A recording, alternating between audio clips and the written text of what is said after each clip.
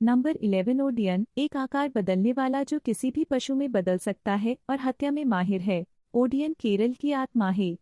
उसको काला जादू अभ्यस्त माना जाता है जो किसी भी पशु में बदल सकता है।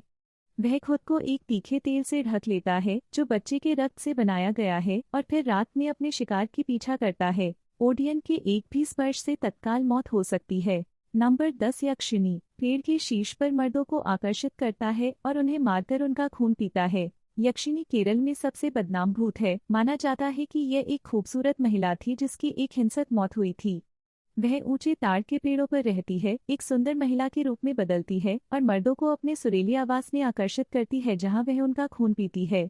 नंबर 9 मोहिनी, ऐसा माना जाता है कि यह आत्मा दक्षिण भारत के पुराने कुओं, नारियल के पेड़ों और जंगलों में घूमती है।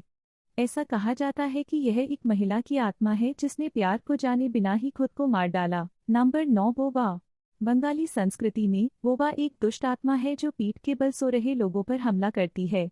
यह उन्हें गला घोंटकर मार देता है और माना जाता है कि यह नींद के वक्त व्यक्ति को पैरालिसिस कर देता है। इस वजह से वो व्यक्ति कुछ बोल और कर नहीं सकता। नंबर 8 नालेबा, ये एक चुड़ैल है जो दरवाजों पर दस्तक देती है और जो दरवाजा खोलते हैं उन्हें मार डालती है। बेंगलुरु के कुछ इलाकों में लोगों का मानना है कि एक चुड़ैल है जो सड़कों पर घूमती हुई लोगों के घरों में जाती है और उनके दरवाजे खटखटाती है। दरवाजा खोलना मूल रूप से निश्चित मृत्यु की गारंटी देता है, इसलिए आपको अपने घर के सामने वाले दरवाजे पर नालेबा यानी कल आना लिखना होगा। इसे देखने से आपको इस दुष्ट चुड़ैल से एक दिन की राहत मिलती है। इसीलिए बेंगलुरु के कुछ हिस्सों में 1 अप्रैल को नालेबा दिवस के रूप में मनाया जाता है। नंबर 7 निशिर डाक, ये एक बंगाली लोक गाथा है। यह दुष्ट आत्मा स्पष्ट रूप से रात में किसी व्यक्ति को किसी करीबी की आवाज नकल करके बुलाती है। यह शुरू में थोड़ा दूर दिखाई देता है। ये व्यक्ति को एक सुनसान इलाके में ले जाती है जहां यह उनकी जान लेने से पहले अपना असली भयानक रूप प्रकट करता है। नंबर 6 आलिया की रोशनी, पश्चिम बंगाल के धुंधले दलदलों में रहने वाली ये रोशनी स्थानीय मान्यताओं के अनुसार उन मछुआरों की आत्माएं हैं जिन्होंने अपनी जान गंवा दी थी। उन्हें आमतौर पर धुंधली प्रेत के रूप में वर्णित किया जाता है जो लोगों को सुरक्षित रास्ते से भटका देता है और उन्हें धुंधली गहराइयों में डुबो देता है। नंबर 5 मोहनोजवा, आपके चेहरे को हिंसक तरीके से खरोंचता है और कथित तौर पर कई लोगों को मार डाला है।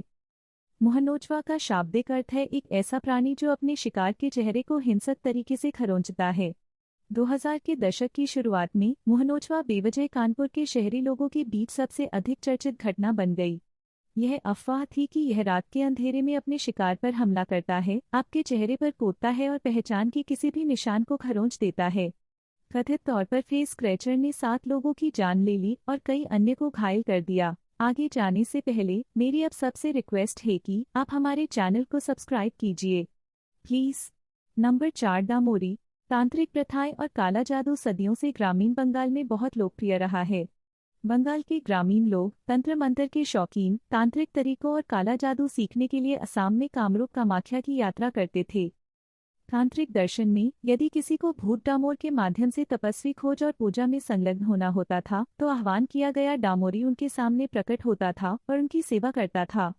ये प्राणी न तो मानव है और न ही भूत प्रेत बल्कि एक अदृश्य लोक के निवासी बीच की अवस्था में मौजूद हैं। नंबर 3 पेतनी, पेतनी एक महिला भूत है जो अतृप्त इच्छाओं या अविवाहित अवस्था में मारी गई है। पेतनी कभी कभी अविवाहित लड़कों को अपने ध्यान के लिए चुनती है, फिर उनसे प्यार करने के लिए रात में उनके पास जाती है।